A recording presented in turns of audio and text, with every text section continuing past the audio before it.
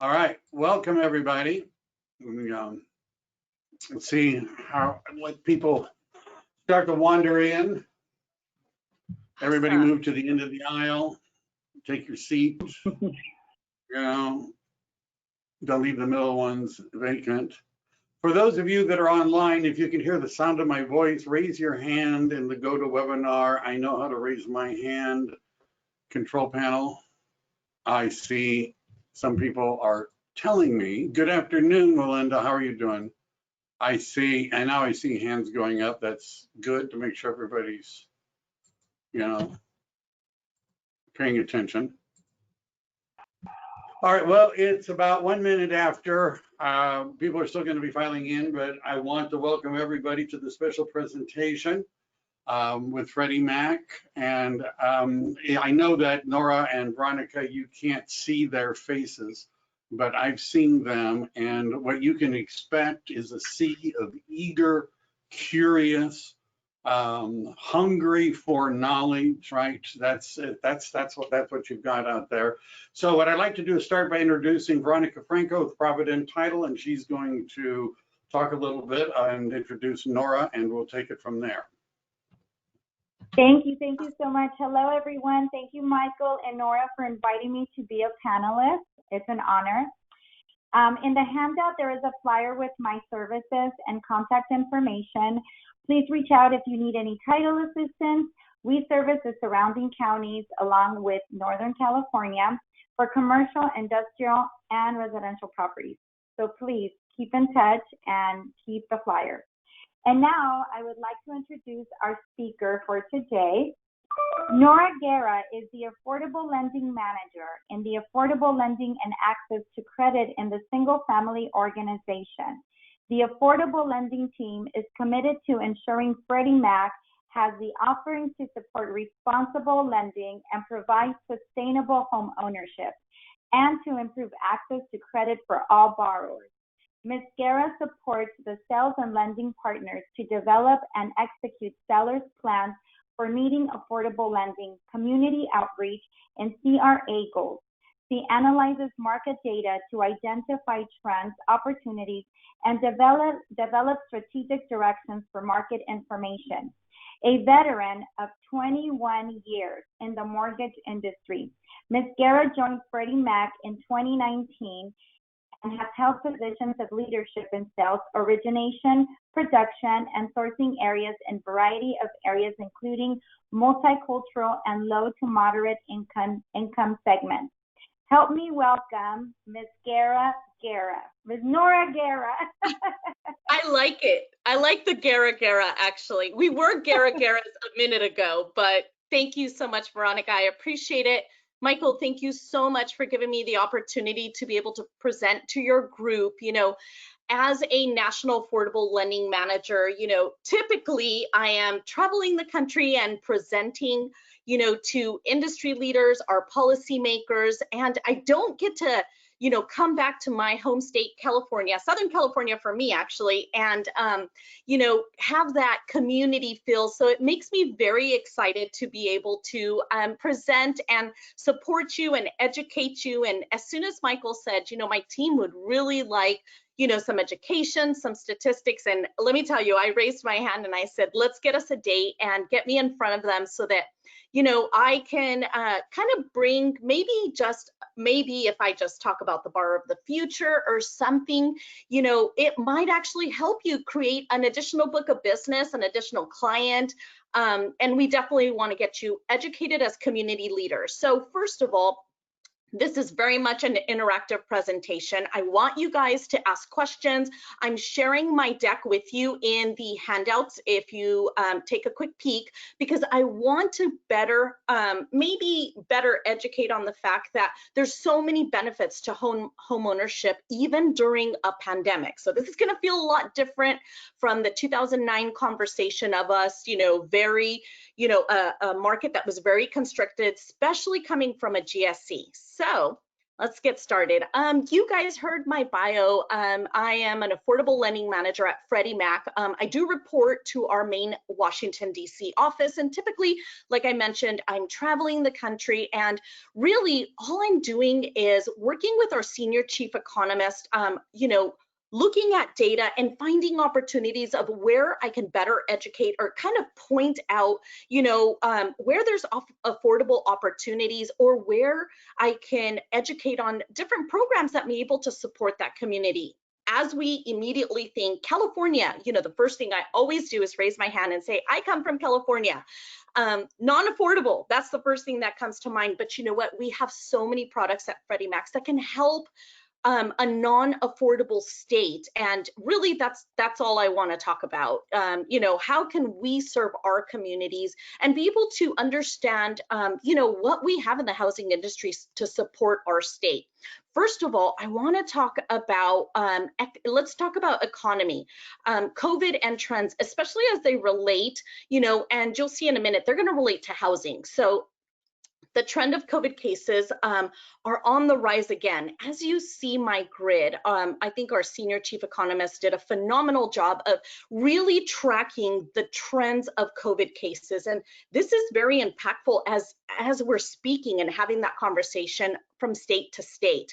Particularly, let's talk about almost 7 million reported cases in America from the beginning of pandemic till today. So as you can see, we're back on the rise. I'll talk about in a minute how our state, really shut down at the beginning of the pandemic, and we started to see kind of a contraction of reported COVID cases. And we again, felt that the numbers were very strong, and we started opening up our state, and we're tending to see a lot more reported cases in the last 2 weeks. So keep your eye on that. We are monitoring this, particularly as it's going to relate to forbearance. So, kind of like that conversation that we've been having recently. Now, as you're looking at this heat map, the first thing, that I want to mention is we're seeing on a national level, because this is a national heat map, those red cases are the trend of kind of that Midwest hot spots, and they shifted kind of, as those coastal areas at the beginning of the pandemic. We saw so many COVID cases, throughout all of our national West Coast, East Coast, the Southeast, and now actually it's contracting more towards the middle of the state. So if you notice that legend on the side, we're seeing North Dakota, South Dakota, Wisconsin, Oklahoma, and Arkansas. And as I was talking to our economist, I said, wow, that's very interesting. What are we attributing these now Midwest cases to? And believe it or not, some of the statistics and numbers that we were seeing is, interestingly enough, the Dakotas have a big event, Sturgis. Sturgis actually started right after the Sturgis event, reporting all of these huge cases in that particular state. So very interesting enough, a lot of these states that have opened up and have had open air events, a lot of that is really attributing to these new cases. So keep in mind, as we start looking at where the forbearance numbers are, we are tracking these COVID cases, and as they're relating nationally, where are they coming from? And we're going to start, you're going to see a slide right now where we're actually tracking, the forbearance per state. So it's going to actually make sense in a bit. Now, states that either paused or reversed their reopening plans accounted for 40% of the national GDP.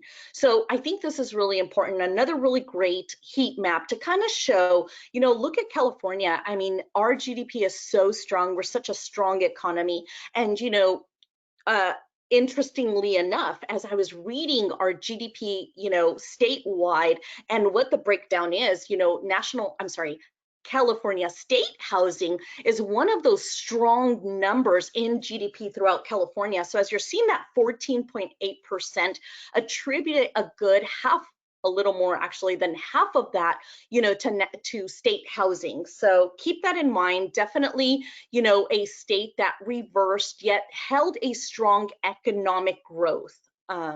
especially during a pandemic. So share of mortgage loans in forbearance. I mean, this is a map, and it's actually a slide that we tend to update very quickly, week by week, actually. And we're really monitoring these forbearance applications. Interestingly enough, let's talk about forbearance. At the beginning of the pandemic, we had a lot of misinformation out there in regards to what the CARES Act really required these GSEs, FHA, and some of our aggregators. You know, what did that forbearance plan actually look like?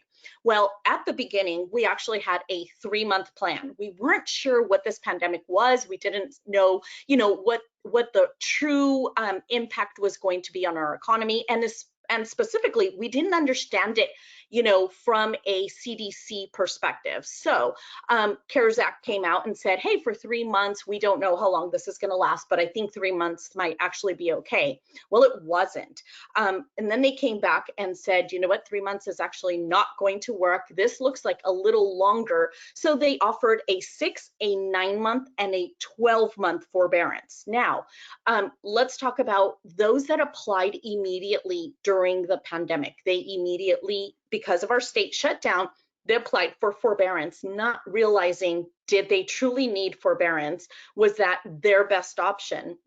A lot of the cases actually applied for forbearance and they made their mortgage payment on time that next month. So it actually reverted them out of forbearance. So forbearance, truly, just so that we're all on the same page on what is forbearance. Okay, so forbearance is a pause in payment. Again, you're now available to do a 3, a 6, a 9, and a 12-month forbearance. It's all up to you on what you feel, you know, you're going to need that pause on mortgage payments. It is not a forgiveness of payments, and really forbearance is for those that are impacted directly or indirectly of COVID. Now, let's talk about that. What does it look like for someone that is impacted indirectly? It may be you and your spouse have parents that, you know, contracted COVID, and you're actually taking care of them and not able to work full time. That is a great example of someone that is impacted indirectly and can absolutely apply for forbearance. Now, forbearance, again, is not a forgiveness of payment. That payment is actually going to, the missed payments are going to go into a balloon payment, and it can actually be paid off several ways. Number one, a refinance. Once you can show the ability to pay your mortgage on time, at least 3 months for now, you can refinance and pay that forbearance amount that you skipped or that you owe. You can sell your home and pay back the forbearance amount, or you can actually make one lump sum payment of that forbearance. So you can keep the mortgage, you can pull yourself out of forbearance if you have the means, if you have like a 401k or other ways of payment. So forbearance is on the decline, and I'm really happy to say, you know, as we're at Freddie Mac, we monitor the forbearance numbers within our own portfolio. Our risk mitigation team kind of advises us of where we're at weekly, and we're less than 2.3% of our entire portfolio is in forbearance. So we are definitely monitoring that. We don't know if that's going to be the same numbers in the future, but you know, we definitely are here to help for anyone who is impacted or may pick up the phone and call you and say, you know what, I may need forbearance. Please refer them over to our Freddie Mac forbearance webpage. It's #HelpStartsHere. It has all the information in regards to how we may be able to help them. Now, confidence in the housing market is absolutely ramping up, and that's attributed to a couple of factors. And we're going to talk about those factors in a quick minute. But, you know, here are some huge polls that we are taking nationally. So Freddie Mac and our partners, Fannie Mae, we are great partners, I'm happy to say. And of course, you all know that we are under conservatorship. So we work in tandem together. And we've been actually sending out surveys to future first-time home buyers, existing home buyers, a ton of millennials. You're going to hear that conversation in this presentation together, because that is the borrower of the future. So a lot of them, actually 55%, think it's a good time to sell a home. You know, even though our economy contracted, our state shut down, and you know, a lot of our agents were not able to kind of show homes in a regular fashion. You weren't able to host your first-time home buyer workshops or open houses. Sellers are really confident with these sales prices, specifically in California. So great job there. Good time, and I believe 61% felt it was a good time to buy. We're going to talk about that in a minute. Confidence in housing sector over the next 12 months. So basically, they think we are, as a national housing industry, we are strong. We're doing a phenomenal job. 68%. You guys, if we think back of our 2009 crisis, our confidence in the housing industry was at an all-time low. So this is pretty interesting. This pandemic feels a lot different from our mortgage crash. And 55% were concerned about the ability to make a mortgage payment or rent. So, as we dove into that question, what we started seeing is that everyone is very concerned about COVID, about the pandemic, and, what is it going to look like in the future without knowing that our states are fully reopened. So that's kind of what that 55% attributed to. Social distancing and remote work creates housing demand. So very interesting. We have actually been following some migration patterns on first-time home buyers that were on the fence of purchasing. So buyers moving out of urban centers to less dense suburb exurbs. And here's the interesting part. I was part of a millennial study not too long ago. And the first thing that I asked is, hey, how has COVID, the pandemic, impacted your thoughts on home ownership? And they said, I'm not too happy sitting in my 1-bedroom apartment in the city. And I said, really? So tell me more about that. And as they were talking to me, they were saying that they were reaching out to their millennial friends and a lot of these Gen Z friends and saying, it's so small to live in such a small apartment with such high rent, and it being my personal home and now my work office. So what they were saying is, they started exploring the internet for listings of homes, outside of the suburbs, which are the exurbs. And what they were seeing is a house is actually probably more affordable outside of a suburb, more affordable and cheaper than rent in an urban city. Now, a lot of these employers, such as Freddie Mac, have turned to full-time, remote work. We were able to from one day to the next, turn a GSC of over 10,000 employees and work remote with no issues. Now, I know you guys have seen the news and you've probably seen Google, Apple, a lot of these huge companies are now saying that they prefer remote. And what they're seeing is a lot of positive aspects to working remote. So renters are now shifting their mindset to, hey, I don't have to live in this urban small apartment or share, an apartment with 2 to 3 roommates, and I might be able to live and afford a home, outside of suburbia and rent those rooms out. So very interestingly enough, they were on the fence of purchasing, but guess what? They are now rushing to get pre-approved, and our pre-approval numbers are really high on most of our customers. So, keep your eye on that. And as you're having conversations with possible first-time home buyers and they're saying, hey, I'm on the fence, I don't know, start this conversation, because this is what you're going to see. And of course, as I mentioned, an increased out migration from an expensive city. Here's, interestingly enough, we're watching migration patterns out of Los Angeles City out into Inland Empire. We're even seeing some San Bernardino, Riverside, Palm Desert type of migrations. And in the north of our state, we're actually seeing out of Sacramento and out of San Francisco into those rural areas. And we were seeing a big influx in Petaluma. So very interesting. And by the way, very affordable. So, definitely something for you to remember and start having that conversation.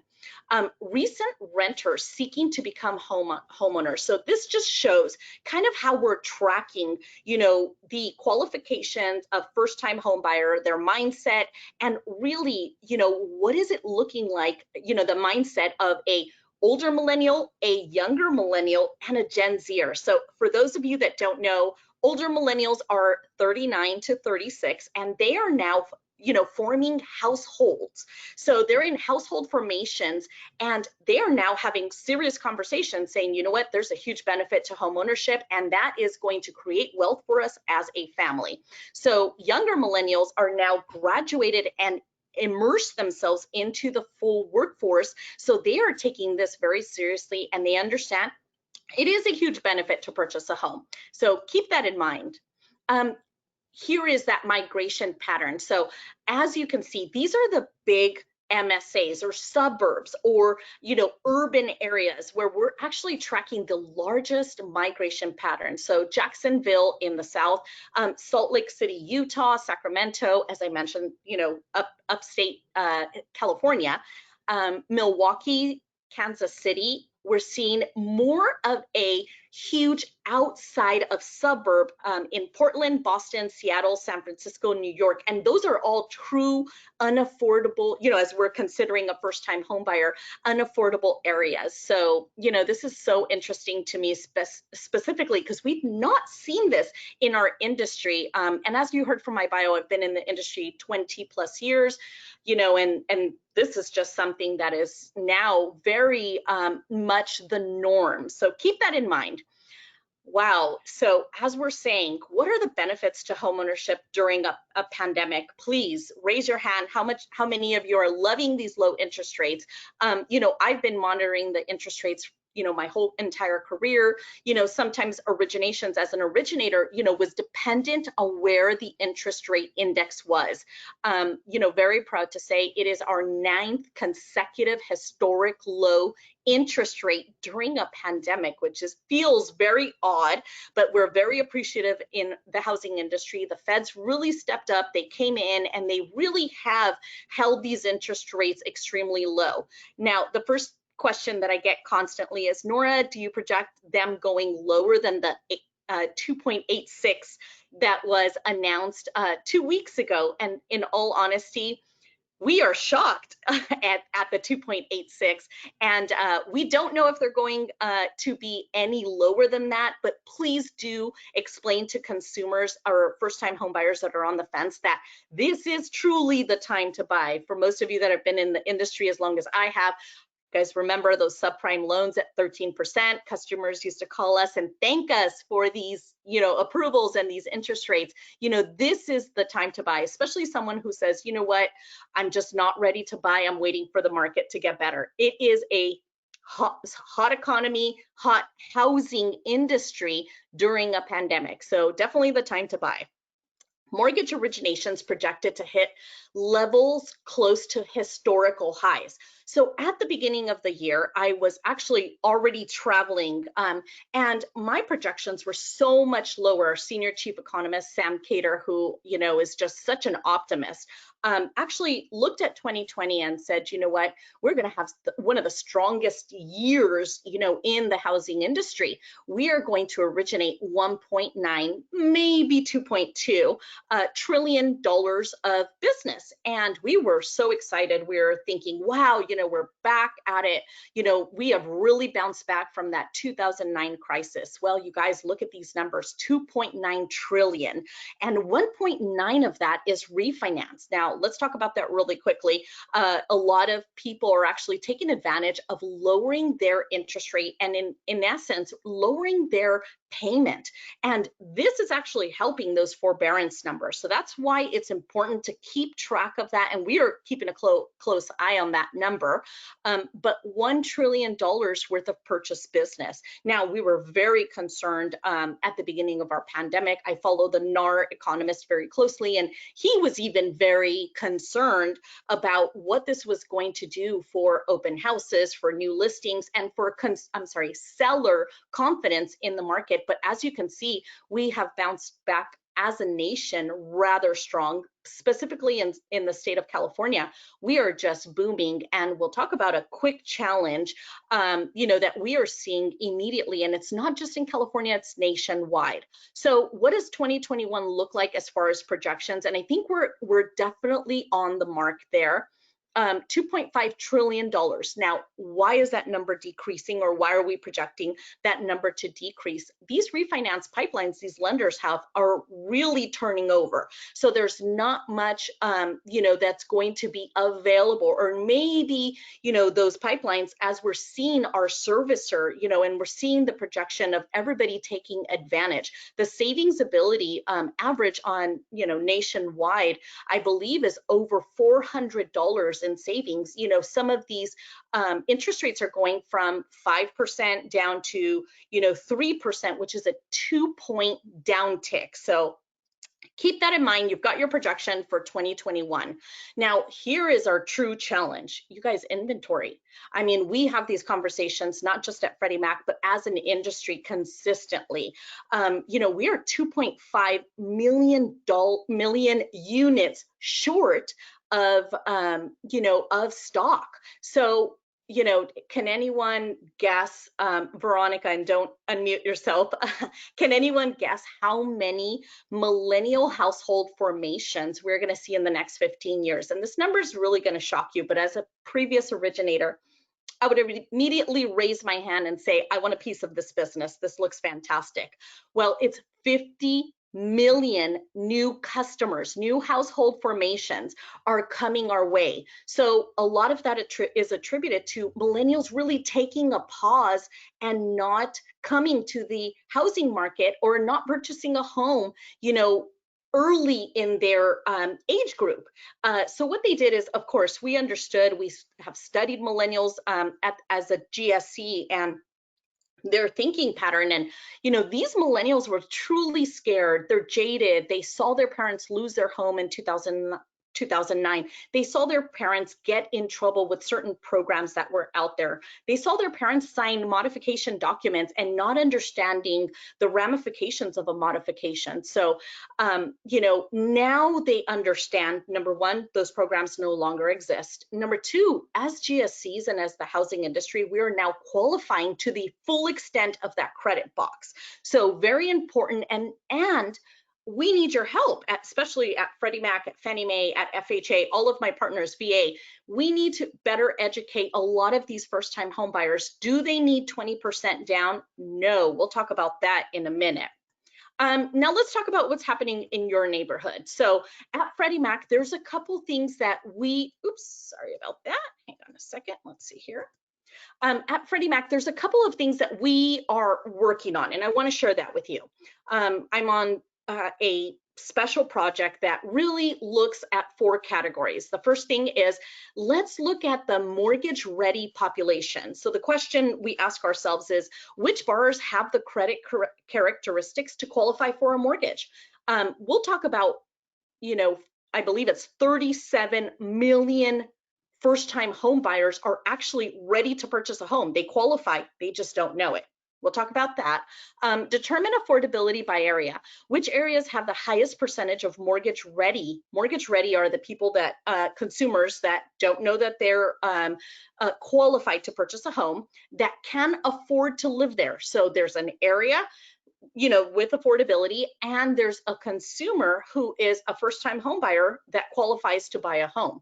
And let's evaluate relevant housing stock. So we also want to take a look at a geography, and do they have housing stock? Do they have areas where we can bring in programs to better increase affordability?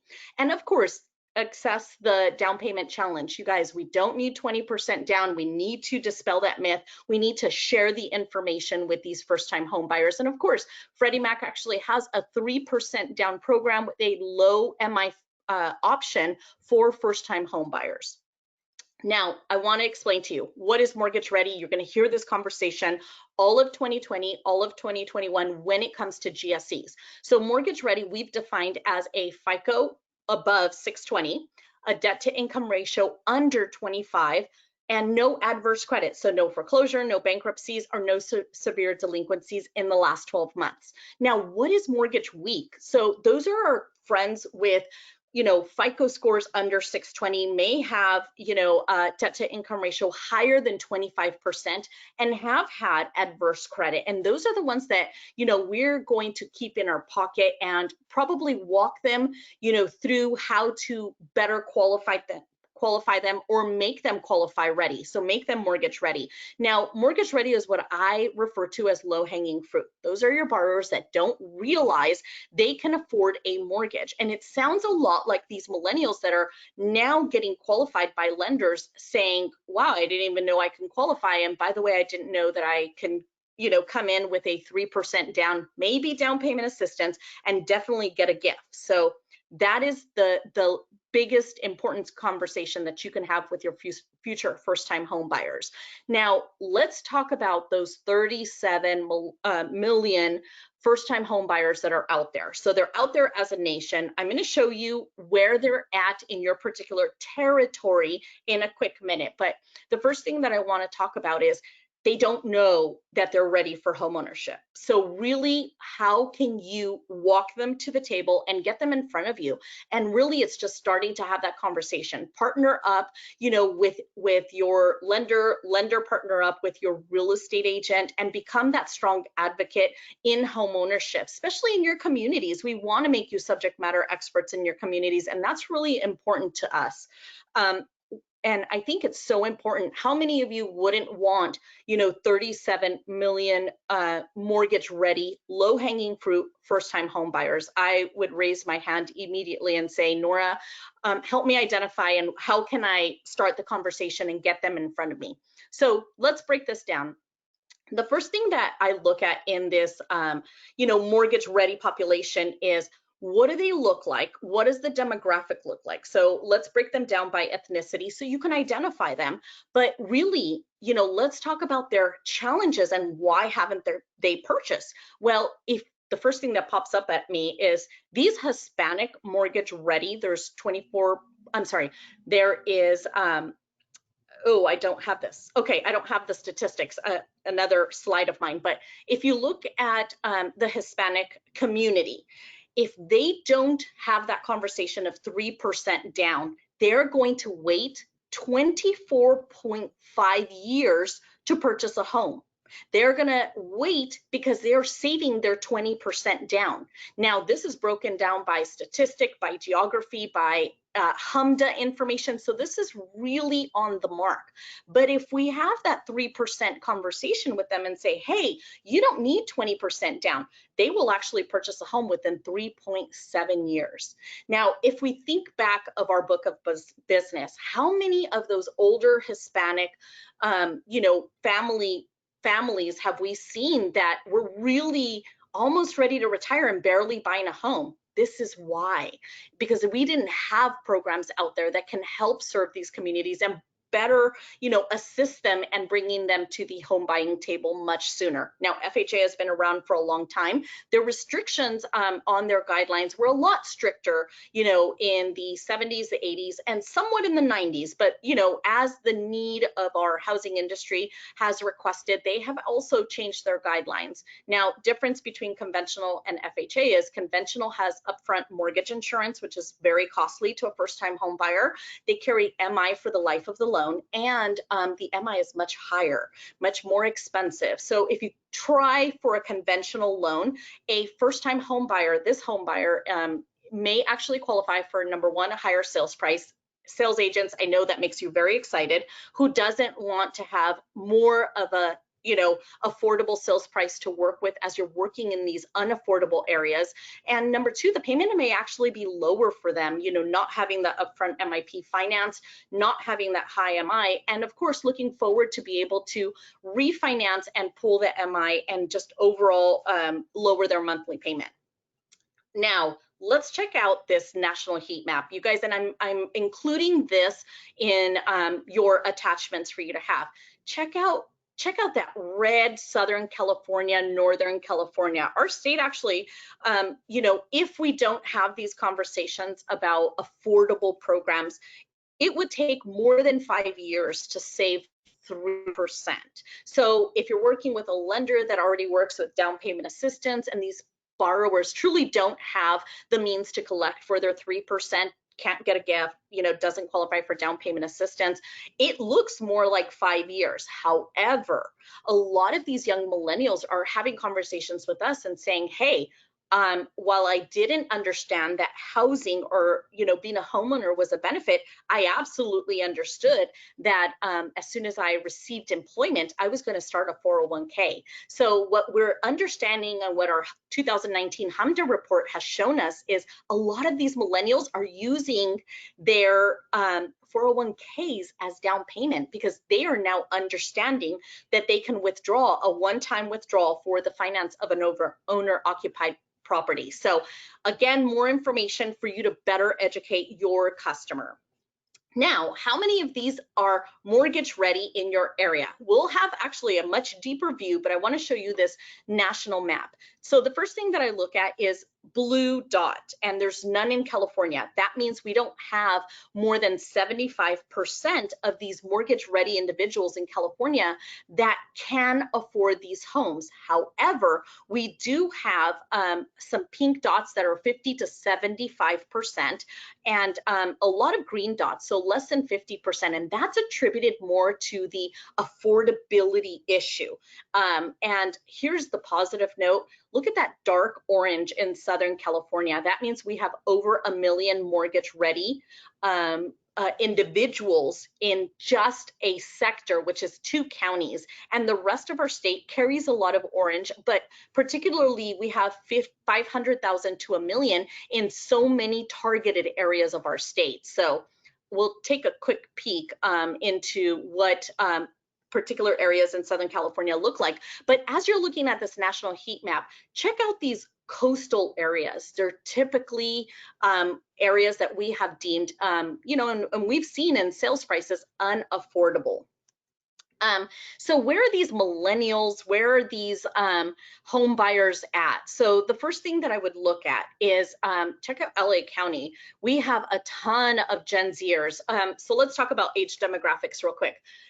For a long time, for many years, we thought baby boomers were absolutely the biggest age demographic. And in come these millennials, and they're 2 times as large age demographic as baby boomers. But guess what? Then comes these Gen Zers. They're 3 times larger than baby boomers. And that's why you see those yellow graphs. So 25 to 34% is actually young millennials with a little sprinkle of Gen Zers. So look at these counties throughout all of Southern California. I mean, you can really see these age demographics being very impactful. And as we're having these millennials, Gen Zers, first-time home buyer conversations, and these statistics of 50 million, in the next 15 years, you're really going to start to see and put together the borrower of the future, the borrower in the next 15 years. Now, owner occupancy share. So really, this graph is just saying, is there an opportunity? Are there renters out there? Now, a lot of conversations as I'm traveling the country, a lot of people raise their hand and they say, Nora, there's no renters in my county, in my MSA.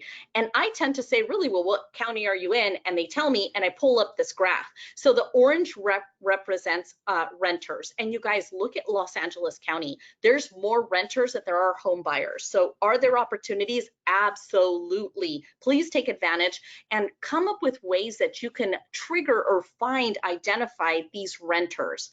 Now, this is one of my favorite graphs. If you have your cell phone, pull it out, take a quick pic. Even though you have this deck, this is what I would go to when someone says, I don't have good credit, I don't qualify. A lot of these millennials are gonna have these no's on why they don't wanna purchase, but they don't understand they may actually be home ready.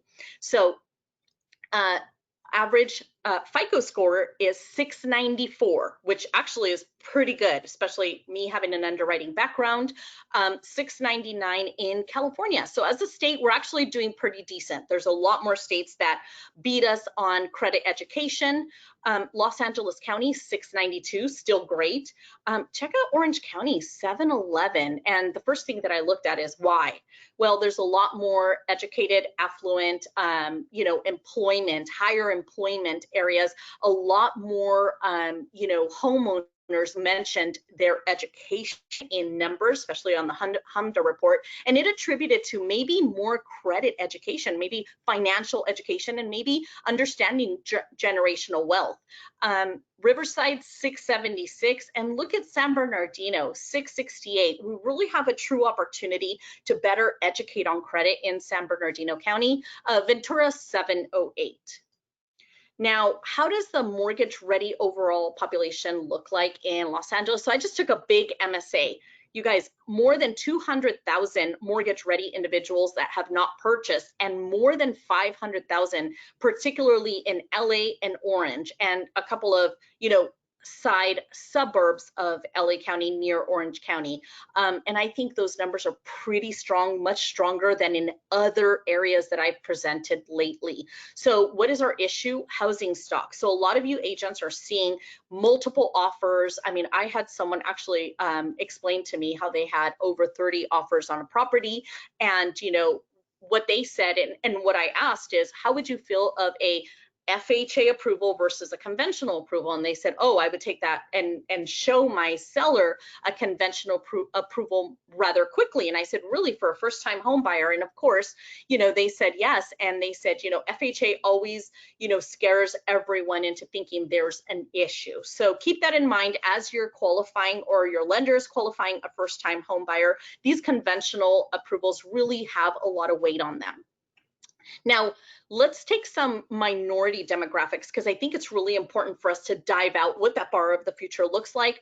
It looks more than 5,000 mortgage ready in San Bernardino, Riverside, and Orange. And here's the interesting part. Not many African-American minority demographics in Orange. The number was very small, but check out LA County. It looks very strong. You have more than 30,000, and really, it's really helping this community better understand the benefits of homeownership. And really, they have a challenge, becoming mortgage ready. They need more education on financial and generational wealth. Let's see what the Hispanic population looks like. And by the way, the Hispanic population is actually going to be the majority by 2025. So really look at that demographic and see that they are truly a strong GDP, their buying power, their dollar power, and their housing purchasing power is going to actually look a lot more, look a lot stronger, and it's going to seem like it's increasing in a rapid pace. So more than 200,000 Hispanic mortgage ready individuals in LA County. San Bernardino, again, more than 100,000. So San Bernardino, Riverside, and Orange, more than 100,000. So those are your target populations. Let's talk about millennials. How many are out there?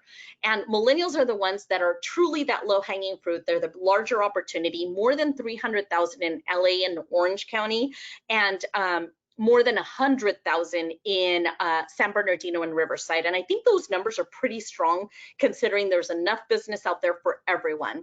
What does this really mean for you and your borrowers? Well, despite the pandemic and increasing home purchase prices, low interest rates are fueling the purchase market. I mentioned that earlier. Qualified first-time home buyers are out there and need your help to overcome misconceptions and concerns. We're really wanting you to prepare for the changing demographic. That borrow the future looks a lot different. And Freddie Mac provides insights, education, mortgage products, and business solutions to help you serve your qualified buyers. And with that, I wrap it up. Michael, would you like to maybe take some Q&A, and I can help answer some questions? Anything out there that you guys saw on the presentation? Maybe if you can type it in the chat or unmute themselves, whatever's easier for you, Michael. Okay. Yeah, sounds good. All right. That was excellent. Thank you for all that information. We have one question is, can you take out 401k with the current employer for a primary residence? In terms of, yeah, good. So typically, okay, it's best for you to go directly to that 401k and ask for the I was going to say articles of incorporation. Ask for the withdrawal withdrawal notification. So every 401k has a document that gives you a detailed outline of which type of finances you can actually do a one-time hard withdrawal without receiving a penalty. 90% of the 401ks out there, and I co-present with financial advisors constantly, there's just a lot of older restricted 401ks that won't allow you to withdraw for the finance of an owner-occupied property, but they're almost non-existent. So we just throw that out there. But yeah, definitely look at what the requirements are. 60% of the 401ks that are used in financing have no issues withdrawing for the first purchase of your owner-occupied home. Cool. Yeah. Which FICO score is more widely used for home mortgage nowadays, FICO 8 or 9? So this all depends, and this must be a lender. So yay, lenders are on this call. I'm so excited. So it all depends. You know, it all depends on what our regulator is asking us as our Fannie Mae and Freddie Mac. And FHA actually has taken various stances. So here's the thing. We're going to go typically with that mid FICO, and it all depends on, you know, really what the credit box looks like. Are they tightening credit? You know, it all depends on what we're going with. So that's a very intricate, but really there's no true formula. And I know for a fact we're not divulging that information. Just go with that mid FICO. Okay. We have a question. How can I have a Freddie Mac representative to participate in a presentation for the San Joaquin County community in California? A red envelope helps, but go ahead and explain how to do that. Hey, I just presented in San Joaquin Valley. Let's see, it was February pre-COVID. Actually, I want to say last week of February. And, you know, Michael, if they can actually just give you their information, I'll reach out to them about presenting. We really want to better educate every single community. I welcome, you know, as Michael can tell you, I welcome any type of speaking engagements. You know, I want to make sure that, you know, while we're working remote, that, you know, we really do our job as a GSC and support our housing industry. And, you know, recently, I just did a huge, actually today, I'm speaking for NAREP, National Association of Hispanic Real Estate Professionals. And I'm speaking, I believe, to 10,000 individuals. And I'm the only Latina woman on this panel with all the big industry GSE executives. So, you know, let me tell you, from that to, you know, just our local community and helping educate, it makes no difference. I'm very open, you know, to getting this information out there. And you know what? It's great to have a GSC come out and really share these statistics and better help you what we are seeing on a portfolio on the secondary market. So it's great insight. You guys have the secret sauce. Cool. Monica says bravo, by the way, for your speaking. Oh, thanks, Monica. Appreciate it. We have a question. How to apply for this loan? I'm not sure which this loan was. Bank or loan Probably, agent? I'm not sure. Yeah. They're probably asking about that 3% loan that I keep talking about. So you guys, there's two. The first one, write this down if you don't mind, and I'll send follow-up information. It's Home Possible. So Home Possible is your 3% down with a really low MI option. However, it's geographic and income restricted, but we have Home One, which is not. So Home One is 3% down. It still carries a lighter MI. It all depends on the FICO, that one. But there's no income restrictions and no geographical restrictions. And that's the one I tend to really talk about in California. And again, it's a conventional 3% down, true first-time home buyer product. Cool. Can you use a 203K with FHA and VA? Okay, so we're GSC. Yeah, we're conventional. So we don't intermingle with our partners over at HUD. Now, HUD actually manages VA, manages FHA. So it's kind of another product. 203K is FHA. So remember, I'm conventional conforming. So I'm a GSE, Freddie Mac, and Fannie Mae. Totally different entities, totally different programs. So we can't intermingle all three. So it would be like conventional, FHA, and VA, and you're talking about 3 housing GSEs, if you will. Right, don't play well together. I do have an Yeah, idea for that though, if you don't mind. So what we do have is we have a renovation program. We have a conventional renovation program, carries a lighter MI, carries no upfront MIP. 203K is FHA. It has major restrictions on underwriting guidelines. Ours is a little more lenient. And don't get me wrong, I love my friends at FHA. I love our partners. You know, they did a phenomenal job of really pulling us out of that 2009 mortgage crisis, and we appreciate them. But let me tell you, we're not in mortgage crisis mode anymore. We've now come up with real easy, conventional, affordable products that make a lot more sense to non-credit issue borrowers, if you will. Totally different. But check out the, actually it's called Choice Renovation product on Freddie Mac's webpage. those are the questions we've had so far. I just had a one.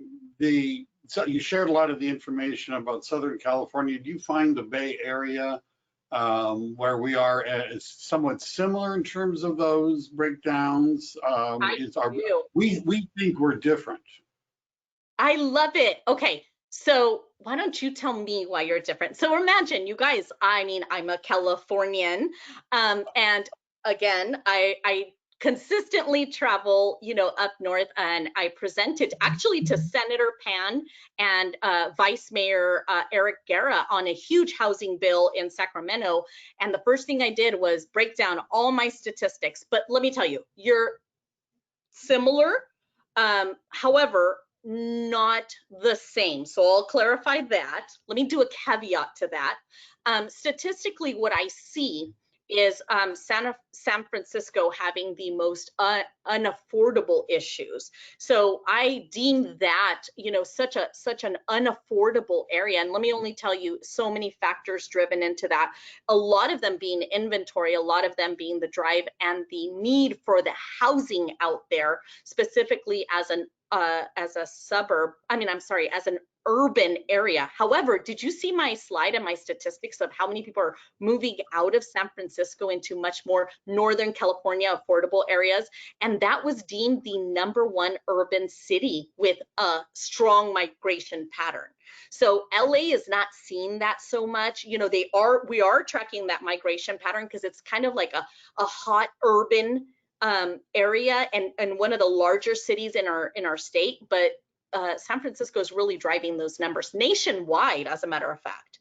So how are you seeing inventory out there? I keep looking at your listings, and my gosh, these sales prices are like scaring me to death. And I'm in Southern California, and it's like, what's happening out there?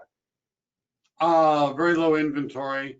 I haven't run the numbers for September yet because it's not quite October, but in August, the median price of a single family home in Santa Clara County was 1.4, and the average was almost 1.7. Yeah. For the county. That's high. Yeah. Very high. Yeah. So here is a projection.